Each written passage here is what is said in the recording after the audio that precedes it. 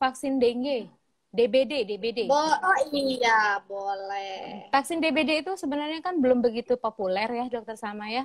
Padahal penyakit DBD itu eh, sepanjang tahun sebenarnya. Kalau dulu kayaknya nunggu musim penghujan, tapi sebenarnya sepanjang tahun tuh ada terus DBD ya.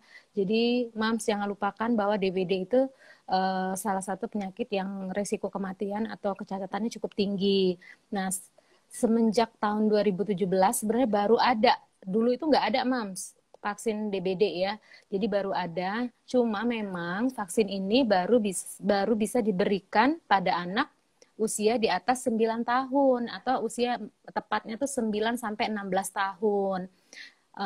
Cuma rekomendasi terakhir yang boleh diberikan itu anak yang pernah terkonfirmasi.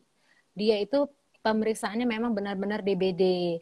Biasanya kalau udah pernah kena DBD sekali, nanti yang keduanya itu justru akan lebih berat. Makanya anak yang pernah kena DBD ada baiknya harus diberikan vaksinasi dengue atau demam berdarah ini. Ya, Mams ya. Itu benar. Di Indonesia banyak banget, Dok, katanya DBD. Iya, hampir di seluruh provinsi ya.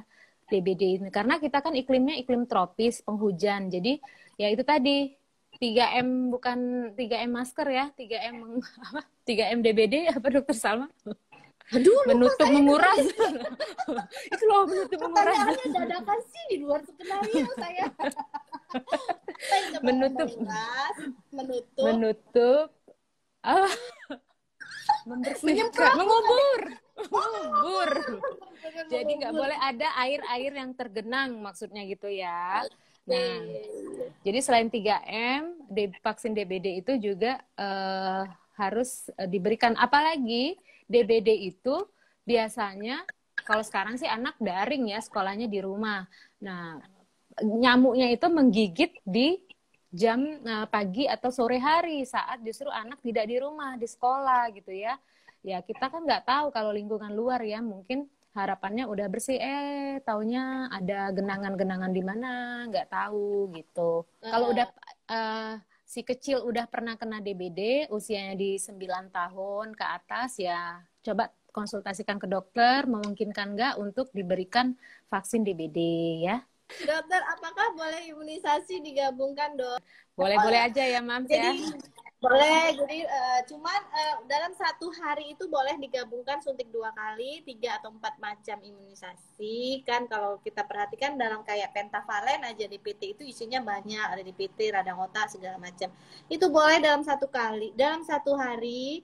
Tetapi jarak dari satu vaksin ke vaksin lainnya itu minimal 4 minggu atau 1 bulan ya, Dokter Desti ya. Setuju. Ya, 1 bulan nggak boleh. Misalnya sehari ini suntik di tempat prakteknya saya DPT, minggu depan ke Dokter Desti minta IPV gitu. Makanya Mams, buku rapotnya jangan ketinggalan biar dokternya bisa baca jadi, ya.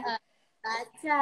Jadi ditolak deh sama Dokter Desti, mentah-mentah rugi ongkos kan. Jadi satu mau kemanapun tetap kita akan memperhatikan terakhir dapat imunisasi kapan seperti itu. Kalau belum sampai 4 minggu kita nggak berikan ya. Ngomong-ngomong tentang buku paspor imunisasi itu ya, Dokter Sang, paspor kesehatan, Mams itu diperlukan loh Mams, nanti kita nggak tahu ya. Nanti masuk sekolah, ada beberapa sekolah sekarang mereka meminta jadwal imunisasi yang sudah diberikan ya. Jadi jangan sampai hilang. Nggak tahu nih, sekarang bayinya umur 1 tahun gitu ya, anaknya umur 1 tahun, nanti pas dia sekolah ditanyain rapotnya hilang.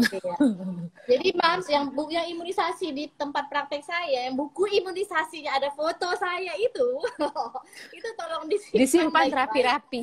Iya, jangan dibuang, nanti nangis saya di tempat sampah ya. Iya, atau buku KIA ya, melanjutkan dari bukunya buku mama. Buku mama kan ada Dokter Salma yang waktu hamil, karena di situ juga meneruskan. Iya, karena di luar negeri sudah diterapkan kalau mau masuk sekolah harus lengkap imunisasinya. Bukti kelengkapannya itu adalah buku imunisasinya. Jadi nggak pernah sekali 2 kali saya ketemu tuh orang tuanya mau dinas ke luar negeri terpaksa memperbarui buku imunisasi karena buku imunisasinya hilang gitu ya. Nah, anaknya di luar negeri nanti nggak bisa masuk sekolah, jadinya saya bingung kan ini mau ngapain, mau diisi apa gitu kan ya. Oke, jadi tolong disimpan ya, gitu.